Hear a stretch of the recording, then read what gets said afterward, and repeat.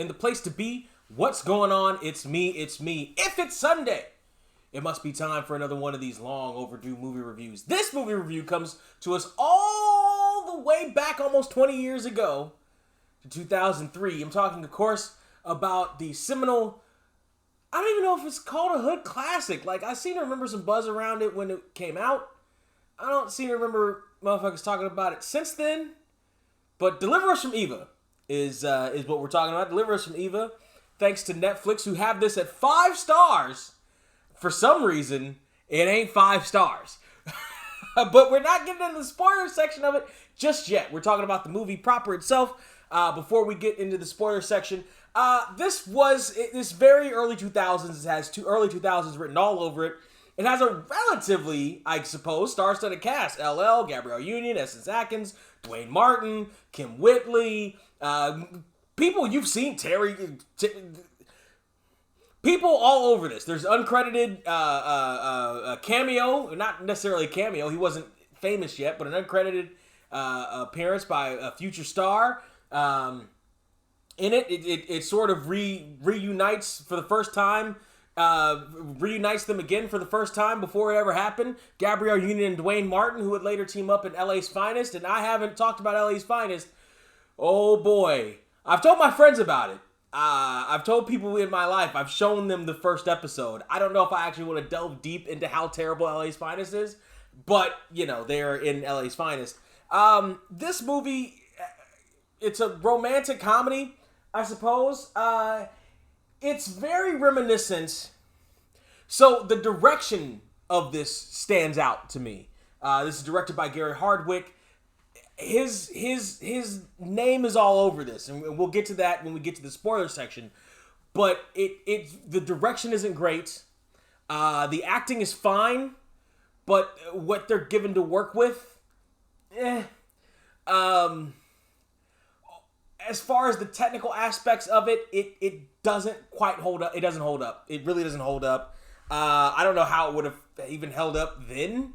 Even it didn't seem very expensive to make and or produce, which may have been part of the problem with it. There's problems all over the place in terms of this movie. So yeah, that's the most I want to get into before we get into the spoiler territory. So go ahead and dip on out I'm going to take my sip before we dip into spoiler territory. Time cold all over my pretty face. Wait for it. This is not protein shake in here. Okay, spoiler section. So it starts off with a musical opening. I liked that. Bad exposition in the bar by Dwayne Martin or whoever in them. Basically, it's 3 brothers who are dating 3 out of 4 sisters. The 4th sister is Eva, played by Gabrielle Union. She's a harpy and just an all around bitch. Oh, you can call a guy a bitch. Actually, yeah, we would. Slightly different context, but yes, we would call a guy a bitch. She is stereotypical, terrible person who hates everything. She is gilding herself for spinsterhood, really, which is the ultimate sin in romantic comedies, particularly in the early 2000s. But she's programming herself for spinsterhood here. She just drives everybody away, drives a wedge between people that she does have in her life, primarily her sisters, and they really terrible expedition dump right in the middle. So they're gearing up for they're watching the football game, and the sisters come in for the book club, and then Eva harpies in on them and makes them go off to a sports bar to watch the game. And in the sports bar, they talk about, well, they're orphaned by their parents, and she had to pick up super exposition and terrible exposition, like just plain as the nose on your face exposition. It's like they're not even trying, and I might say that multiple times this video, so take a sip when I do. The production is amateur. The production is... It's okay, so... You're in the bar watching the game, and they're trying to figure out who they can push Eva off on. They tried to push Eva off on somebody before, but she was so terrible that she made them go insane. And so they meet LL at the bar. They re-see LL at the bar. One of them knew him, and they're like, he's the ultimate player. He's the ultimate Mac. He somehow tricks to women that are seeing him at the same time, but that meet him at the bar at the same time, into thinking that, they're all in on it, and, almost starting a polyamorous polycule there, which that's not first off, that's not a terrible thing. Secondly, if he was this much of a player, he would not have they would not have met each other. They would not have met each other. First, you keep your women in the zones that you keep your women in. They would not have met each other. Not at all. Like if he met somebody in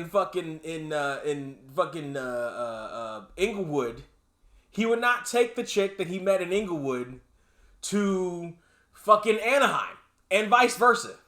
Anaheim would be in Anaheim, Inglewood would be in Inglewood, and never the two shall meet. Ever. You do not take Inglewood to Disneyland, and you do not take Anaheim to the fucking Forum. You don't do it. You stop right around some freeway, some freeway borders. Like Inglewood stays around about 105, 405.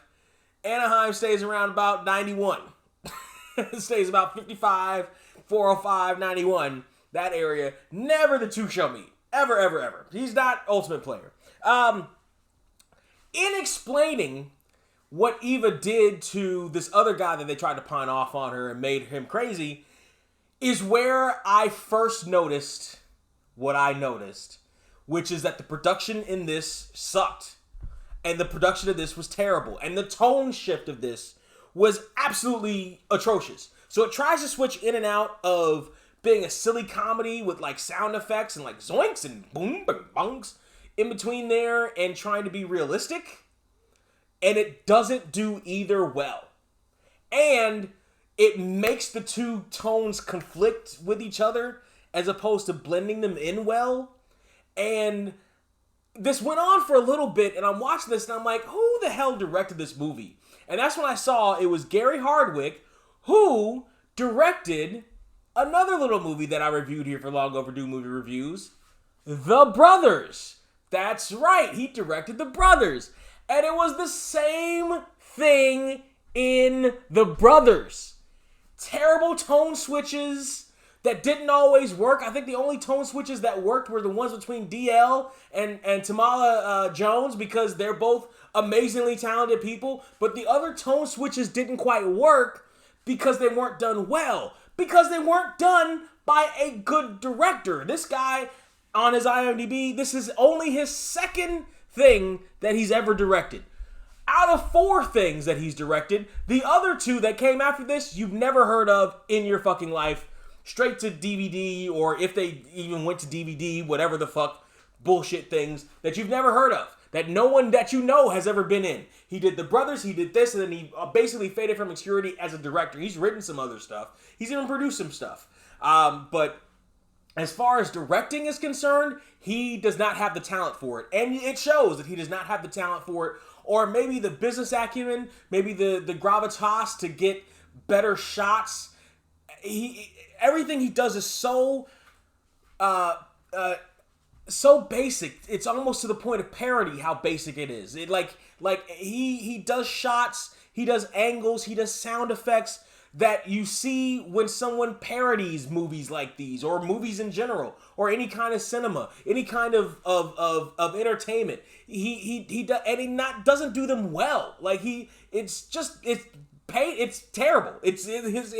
It's Bush League directing is what we got out of here. Bush League directing. And maybe the directing could have helped this movie. I don't know if it could. I won't say it could have saved it.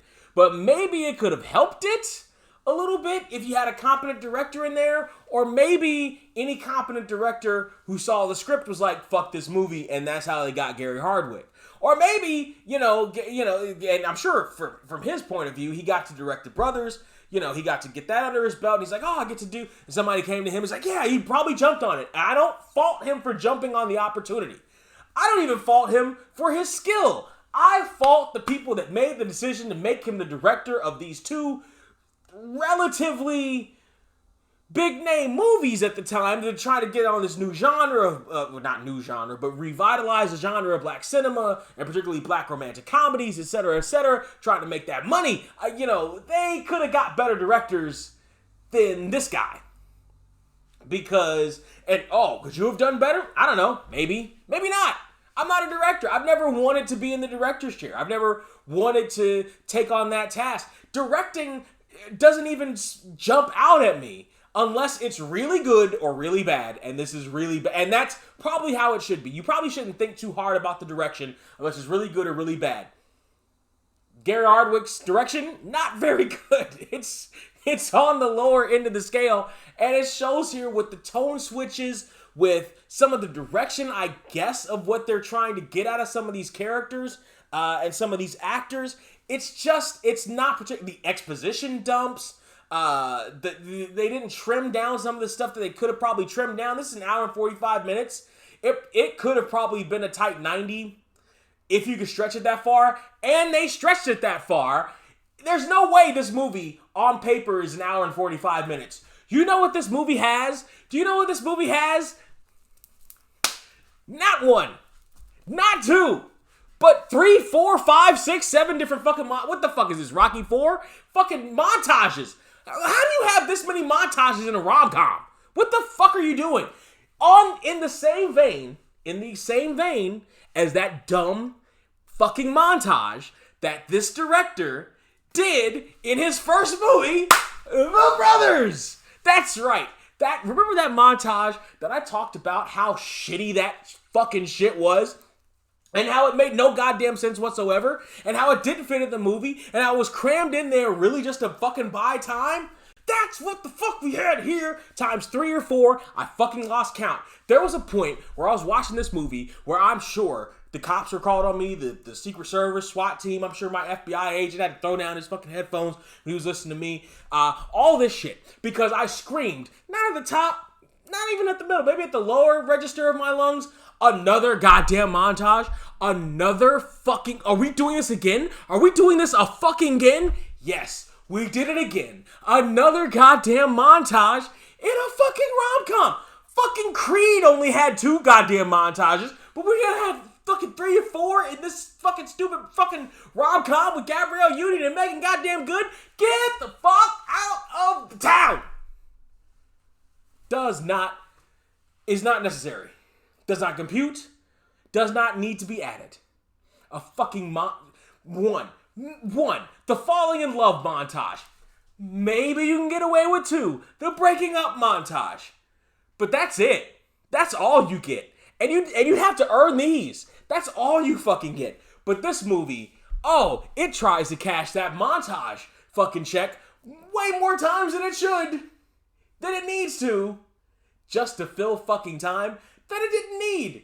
It could have trimmed 15 fucking minutes off of that shit and been a tight 90 and fit as a full feature goddamn fuck you film. But no, they had to go an hour and 45 minutes, and we'll get to when you get to hour 44. We'll get to that when we fucking get to that. So, LL is convinced by the brothers who are trying to get Eva out of their lives. We're not even talking about the fucking story. Trying to get Eva out of their lives. To date Eva and then convince her that he moved out of town for, I think it was like $5,000 that he needs to finish buying a house. Even though in the sentence before he agrees to this plan, he tells the rest of the group that he's an orphan, that he leaves a job after a year, that he doesn't have roots anywhere, he doesn't want roots anywhere, he barely makes friends, he hops from town to town to town to town to town because he doesn't like putting down roots. What the fuck do you think a house is if it's not a root, if it's not a fucking root? One that you buy, not that you rent, that you fucking buy. That's a major goddamn purchase. What are you gonna take the house with you? You gonna up it? You gonna put balloons all over? You gonna up it when you decide you want to go fucking Chicago or New York or wherever the fuck? You just gonna put balloons all over the shit and fucking up it when you're fucking. Is that what you're doing? You putting helicopter fucking wings on the shit? What the fuck you doing? I know it's LL. It's probably got a shark's fin on it, right? But what the fuck? Like, get the fuck out of here. That's stupid. It's stupid. It's stupid and it's dumb. And you just fucking told.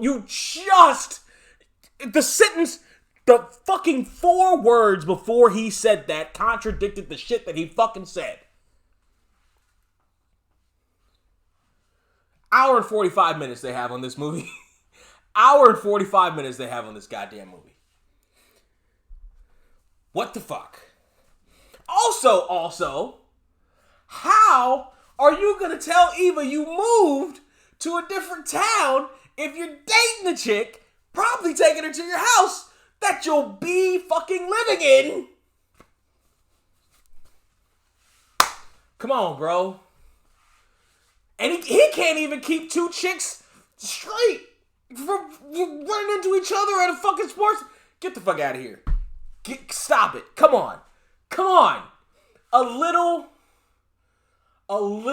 believable. Let me suspend, for fuck's sake. Let me suspend my disbelief. Don't actively stop me from doing that. Don't actively I didn't walk into this shit expecting anything. I had a fucking stiff-ass drink. I sat here, I was like, all right, I'm going to see some early 2000s black cinema. No. I watched a cheap fucking bullshit movie that can't even keep its shit straight. So, somewhere in this movie, we see Eva being a bitch. She's a health inspector. She's bitchy to everybody she meets, everybody she knows, including and especially the dudes dating her sisters. She directs the church choir, even. And, she's very animated with it and very comedic with it. Which, again, would be interesting if it wasn't such a tone switch from every other time we see her in this fucking movie. She's not funny. She's not a funny bitch. She's not a funny, snarky asshole. Right? She's not House. She's not I'm trying to think of other examples. She's not Alan Shore from Boston Legal. She's not fucking Jason Bateman from Arrested Development. She's not she's not Dorothy from the Gold. She's not funny snarky. She's not funny bitchy. She's not funny in your face. Don't take no mess. She's just a bitch. She's just a cunt. And her doing the funny movements while she's directing the choir would make sense, except as a tonal switch, because you haven't shown me why I should like or want to spend time with her before this. Now, the reason why I bring up the church thing isn't just because of the movements, but also because there was a white girl in the front row of a black church choir. Houseway. I'd rather spend an hour and 45 minutes on the journey of this white girl to an LA black church in the front row of their gospel choir. I want to know how the fuck she got there. And Lily White, blonde hair, I want to know how the fuck she got there and got to the front fucking row. That's what I want to know. I want to see that journey. I want to see that inspirational story right there of little Becky from fucking Silver Lake coming down to fucking into fucking this church choir in the heart of LA. I want to know that shit. I want to know how fucking Skylar from Beverly Hills made her way to the black church on fucking Crenshaw. That's what the fuck I want to know. That's the story right there. Anyway, Laverne is the pastor. Laverne from Laverne, shut your mouth. Laverne from Scrubs. Aloma Wright. Shout that shit out. Love to see it. Love to see her in a whole bunch of different things. It's around this part that I'm starting to not understand a couple of things, and it springs itself up to life in a couple of seconds. The next scene, we go to a backyard party, and one of the brothers who's dating Megan Good in this movie, who is skinny. Holy shit. When I watch these early 2000 ones, I always forget how fucking bony media made chicks be in the 2000s. How fucking, Megan Good she's a lot thicker now than she was in 2003, because she was, holy shit. She couldn't have eaten anything. She had to be anorexic. Like, there's no fucking way. She barely had a fucking body. Like, what the fuck? She looked emaciated. What the? You know who looked really good in this movie? You know who looked really good in this movie, and maybe even better than fucking Gabrielle Union because the character that she played was so terrible and she was always scowling. Essence Atkins, that witch. Yes, I call Essence Atkins a witch. Ain't no way a non-witch has looked the exact same way that she looked back in 1988 on the Cosby Show, and she does. That's a witch. That's some witchcraft. And hey, she's a witch. Be a witch. Her and Rachel True. That half and half. Fuck you. That was a coven. That was a coven. Essence Atkins, Rachel True, and the chick who played Essence Atkins' mom, Big Dee Dee, on half and half. That was a coven. They were a fucking coven because they all look exactly the same as they did fucking almost 20 years ago. That was a goddamn coven. They were sacrificing goat's blood and fucking virgin child tears in their fucking mocha lattes or whatever the fuck. I don't know the recipe, but I'm just telling you, that shit was a coven. Ain't no way you still looking the exact same. I know black don't crack, but God, 18 years later and you still look exactly the goddamn same. Get the fuck out of here. Get the fuck out of here. That's why Essence Atkins, she never excelled to, superstardom. Sadness, she didn't want to. Her and Rachel True, they didn't want to. They wanted to stay under the radar. They just wanted to make the Hollywood money while still looking as young as they ever did. As young as they did when they sacrificed their first fucking sacrament to the fucking goddess of beauty or whatever the fuck I don't know the recipe, but whatever these witches were doing, and they were witches. And I'm not saying that because of their attitude. I'm saying that because they clearly have a pact with the devil. Clearly. To look like that? Clearly. And she looked amazing in this fucking... I was like, holy shit, look at Essence Atkins. Looking good as fuck. Essence Atkins looked good as fuck in this movie. Maybe it was the hair. It might have been the hair. I like the hair. So they're at a barbecue. Backstage, then the dude who's supposed to be the comic relief in a movie with Dwayne Martin, who's already pretty good with comedy, and the other dude who thinks he's good with comedy, but he was the one that took over Kyle's spot on Living Single that everybody hates because nobody liked that last season without Kyle. Nobody. And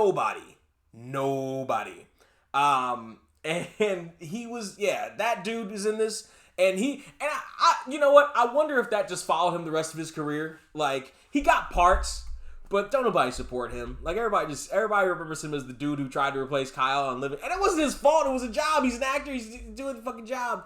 But I think that may have followed him the rest of his fucking career. So there's this other dude who's dating Megan Good or married to Megan Good, who, in case you didn't know, her character goes to USC. You know how I know her character goes to USC? She always wears USC shit.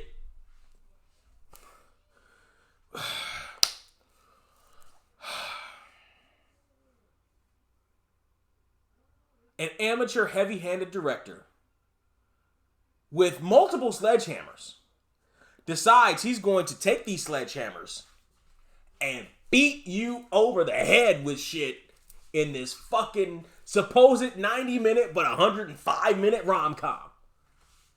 Including the fact that Megan Good's character goes to USC. But first, also, if Eva's this domineering and about her shit and about business and about the family, etc., how the fuck does she allow her, I'm assuming, relatively young sister, if she's still in college and in USC, probably not any older than 23-year-old, to be married? This shit, get the fuck out of here. Dating, you're fine. Even living, fine. But married, she's gonna sit there back and let her marry something? Get the fuck out of here. Not until after college. You fucking crazy? That's stupid.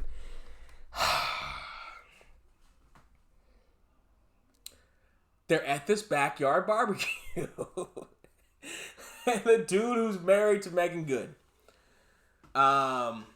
he's eating something, and he gets to the beans. He's eating the plate, and he gets to the beans, and the beans are super spicy, and Eva made the beans, and something, man, just spice in the beans. LL shows up to the party. LL has a plate, and they tease. for minutes. For long minutes. An hour and 45 minutes. So they tease for a long time. LL with the plate, and he's playing with the beans. And he's got a spoonful. He's playing with the beans. Nobody tell him about the beans. Nobody's told him that they're super spicy or that Eva's got a thing with the beans and manhood, yada, yada, whatever the fuck. Almost to his face, not to his face, playing around with it, not to his face, whatever the fuck. An hour and 45 minutes.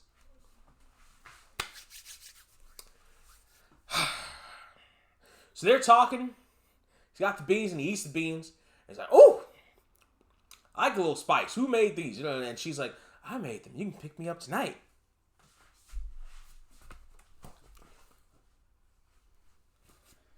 Really? He's gonna, build that fucking stupid shit with a spoonful of beans up like that, like so ham. I told you. Gary Hardwick had just the budget for this movie went to the sledgehammers for Gary Hardwick to beat the audience over the head with horseshit. That's where the money went.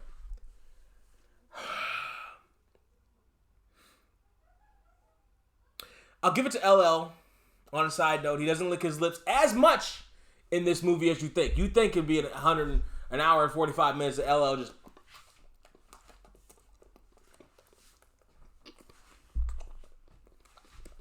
This is an AMSR shit. You would think it would be an hour. You think it would be an hour and 45 minutes of that. Because this is LL in the early 2000s we're talking about, and that's all the fuck he did. He just licked his lips and had one pant leg up. No, both his pants legs were down, and he only licked his lips probably a handful of times. I noticed him. If you do decide you want to watch this stupid fucking movie, I don't know why you would. Make a drinking game out of it. Take a shot whenever he licks his lips. Not a sip, a shot. So you get tipsy, but not too fucked up. Uncredited appearance by a young Terry Crews in this one. This is around the time of Training Day came out-ish. Around that same time period, so he wasn't quite famous yet, but I noticed him immediately. Like he's the bartender when they go again to the sports bar, and I noticed him immediately like a flash. Like he bent over to pick up a glass or something. I was like, "That's fucking Terry Crews," and it was Terry Crews. I popped big for that one. I don't know why. This is kind of how I thought Gabrielle Union was in real life. I'm gonna be honest with you. There was at least up to a certain point, there was a Maxim magazine article that she did probably around this time period. It might have been around this time period, and it might have had something to do with this fucking movie too. So she might have been playing, who the fuck knows? Now that I think about it, I was like, oh wait, this is around this time period too. Who the fuck knows? But it was a Maxim magazine article, something. She came off like a prude, and I was like, that's kind of disappointing. Not that I was going to give Gabrielle Union a shot at all this. I mean, come on, like, you can have that Dwayne Wade dude, but girl, you can't handle this. You can't. Girl, you better get the fuck out. You can't handle this. Go on somewhere. Go on somewhere where your ball playing Hutton. Fuck away from me. It's like, I thought there's nothing that ever showed that she wasn't kind of like this until recent years when she got with Dwayne Wade. I was like, I wonder if she felt kind of like she was kind of like this. So who knows? Maybe all the pieces are coming together and she was never really like this. But it all just took a mind of its own off of this stupid fucking movie. Like I said, another montage. The guys end up kidnapping LL because things are getting too serious.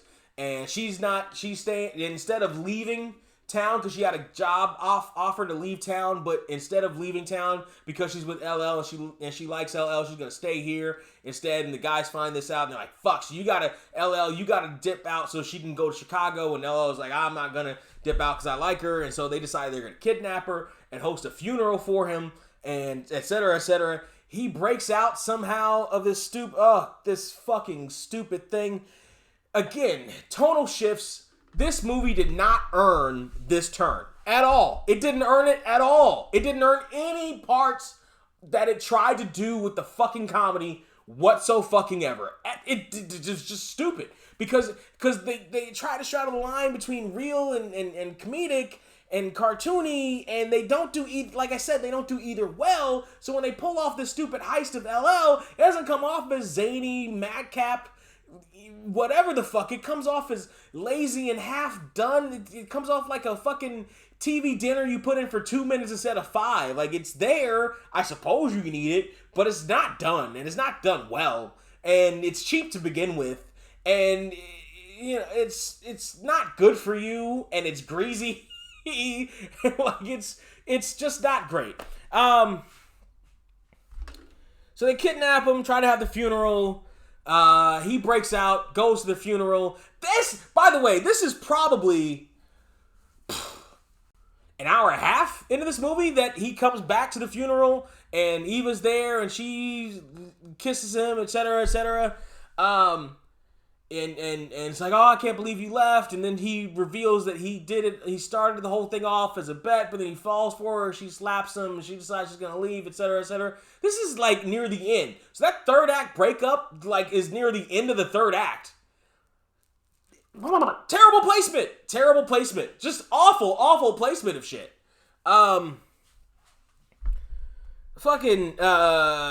She goes off to Chicago. He sells his house, I suppose, and then follows her to Chicago and shows up at her office in a fucking white horse. First of all, when did he know she was gonna come down to the front? It's stupid. You just bought a house that I'm sure you didn't pay off in cash, and you're gonna sell it again that quickly in the span of a couple weeks or months? Are you really Mr. Meat Delivery dude who drives the truck? Really? Is that what you're gonna do? No, you're not. No, you're not. The timing is fucking stupid. And it's a whack fucking ending too. He falls off the horse and she goes to his side and is like, yeah, I forgive you, blah, blah, blah, blah, blah. And then, give me a second. Of all the sins that this movie commits, of all the terrible things that Gary Hardwick, as director of this movie, does, the worst thing that he does is at the end of this movie, where he takes this shitty fucking rom-com and tries to commit at the very end, not even theft. It's not theft. It ain't theft. It's not even, it's cinematic larceny. It's cinematic grand theft because he tries to steal the movie. Tries to steal a good ending to this movie. Tries to put a nice little button on the end of this shitty fucking movie with bad production, to terrible music, bad choreography, whatever the fuck, terrible jokes, stupid tonal switches. He tries to steal this movie and tries to steal your thoughts of walking out of this movie in a good mood. He tries to fucking gaslight the fucking audience at the end of this movie to thinking that they actually saw something fucking good by tacking the legendary song by the god tier artist Steven Jericho Wonder. I don't know. Jericho's, I don't know. My Cherie Amour.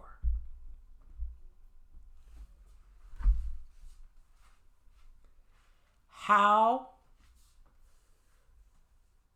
goddamn dare you? The gall. The audacity. The stones. To fucking put on My Cherie Amour as the end to this shitty fucking movie with a bad reconciliation after a dumb and late third-party breakup, after a terrible premise and a stupid execution, rank amateur execution. You decide you're gonna put My Cherie Amour at the end of your get the fuck out of here. Get the fuck out. No wonder you haven't directed more shit. Get the fuck out.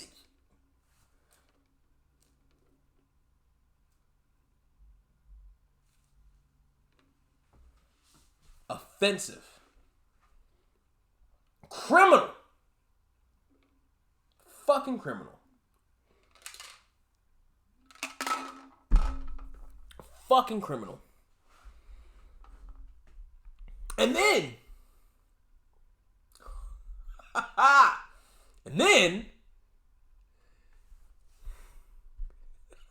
to add another count to Gary Hardwick's cinematic rap sheet, this motherfucker here has the unmitigated testicular fortitude to put on a post-credit scene. First and foremost, in 2003, most people weren't staying for a post-credit scene. They weren't very popular. They didn't come to popularity until the Marvel Universe. Some 5 or so years later. Right? Iron Man was 08-ish, right? Secondly, black people, damn sure, weren't sticking around for a post-credit scene at the end of any goddamn thing. They had to try to beat traffic. They ain't staying for your fucking scene. They ain't staying for your scene. Third, what the post-credit scene was, we get to 1 hour and 44 minutes. Now, why did you see it? I was cleaning up. I was setting up to do this. I didn't think about shutting it off. I was in my own head. Didn't even think about it. So Eva and her sisters many times spend their time at a beauty salon, which is where Kim Whitley comes in. She's one of the hairdressers. Including, I think, 2 of the montages that show them at the beauty salon. They have their nights. They have their sister's night. They have a sister anthem that's supposed to mean something. None of this shit means anything. But one of the hairdressers is gay. Fairly common.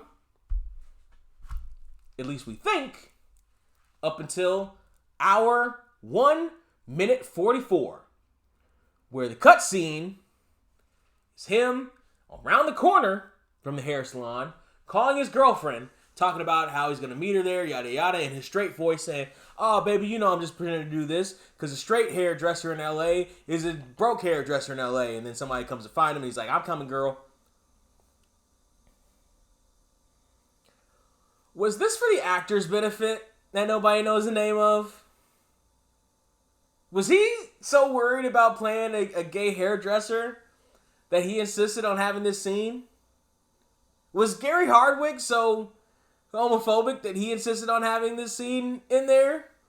Because he knew black culture, particularly in the 2000s, wasn't entirely welcoming of our gay brethren and sistren.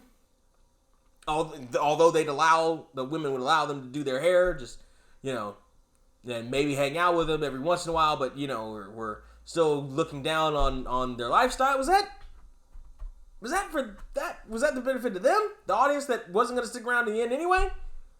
Is that the benefit of that actor's mama? Who benefited from that? What was the point of that? Again, 1 hour and 45 minutes was the cut of this movie. It's 1 hour long and 45 more minutes.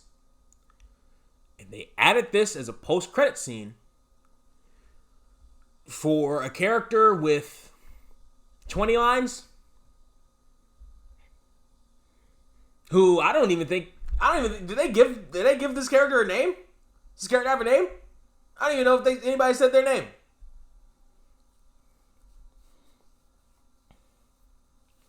An hour and 45 minutes. An hour and 45 minutes of one of the most disjointed, poorly everythinged movies I can remember in a long, long time. This movie didn't need to be an hour and 45 minutes. It didn't. The only reason it needed to be 90 minutes is because that's the feature length to get in a movie theater. Because it had to hit that time. And it barely did.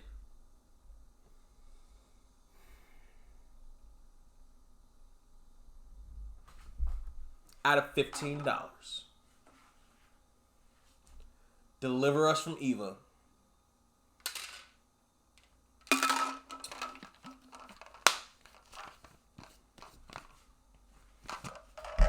Is worth 5.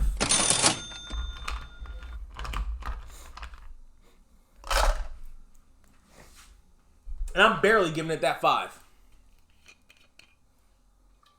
It barely gets that 5. I don't even know why it gets that 5. You know why it gets that 5? Because of the cameos by Laverne from Scrubs and Terry Crews. That's why it's getting the 5. This movie don't deserve any more than that.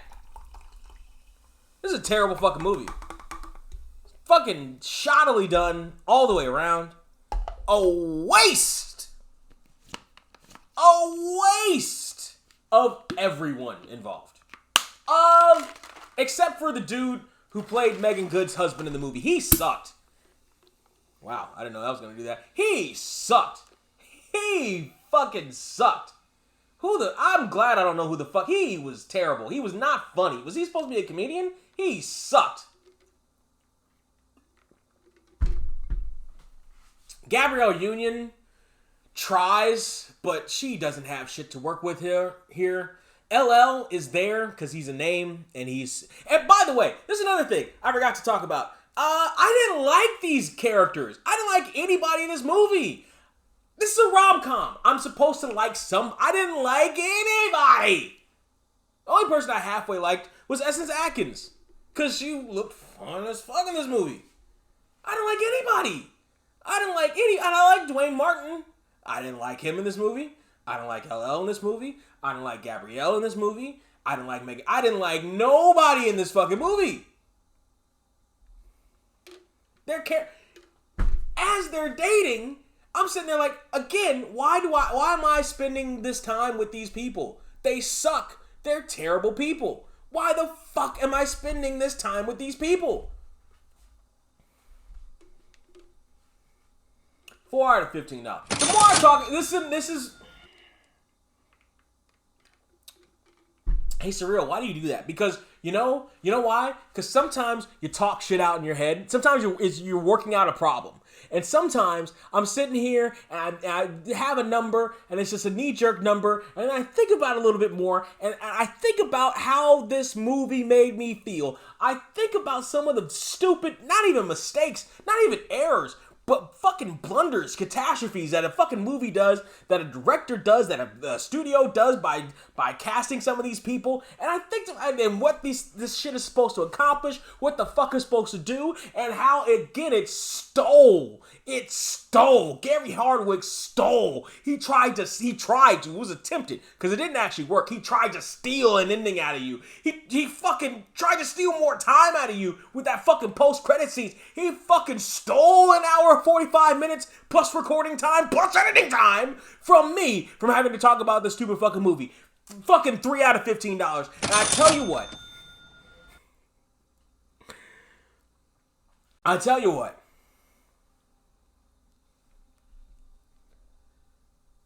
Maybe, just maybe, the early 2000s wasn't a great time for black cinema. Maybe there were attempts made. People tried. Maybe they didn't always hit.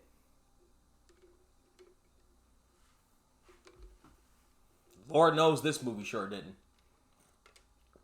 Party people. How right am I in regards to Deliver Us from Eva? Netflix has a fucking... I can't believe it. Netflix has this stupid movie at almost 4.99 stars. Like, there's a little white spot on the corner of the fucking star. Are you fucking kidding? Who the fuck? Who the fuck? Did the cast all put in 5 stars on this shit and somebody with a brain put 1 star and knocked it down from a full 5? Get the fuck out of here. Get the fuck out of here. 5 stars for this source shit. Get the fuck out of here. 5 fucking stars. Yes, remove this shit from my list. Please and thank you. And put this shit as hated it. Hated it. Oh my god, 5 stars.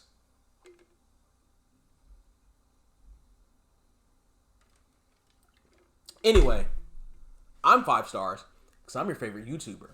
And I need you to tell me down there in the comments section how correct I am. I'm not wrong. You know I'm not wrong. You know this movie sucked. Admit it. This movie sucked. Admit it. Just admit it. It's fine. I get it. It's hard to admit. Go on and do it anyway. This movie sucked. Like and share is most important. Subscribe is great, but like and share is most important. I have a podcast every Thursday with my homeboy Trey. It's called the How Do We Even Get Here podcast. The links are in the description. Or you can remember tinyurl.com/getHereTube is where you go for the YouTube channel. And we've got link trees, all the other stuff. tinyurl.com/getherespot is where you can find us on Spotify. We're on all your podcasting platforms now. Google Podcasts, Apple Podcasts, fucking MySpace Podcast, all the podcast places, all the podcasts, we're podcasting everywhere. Podcasting all over the place is what we're doing. Like and share, like I said before, and in the meantime, in between time. Cheers.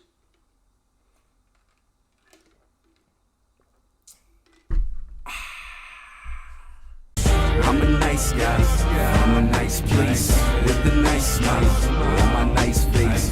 Turn your back and I'm making sure my night's straight. And when you're out of town, I'll be making sure your wife's straight.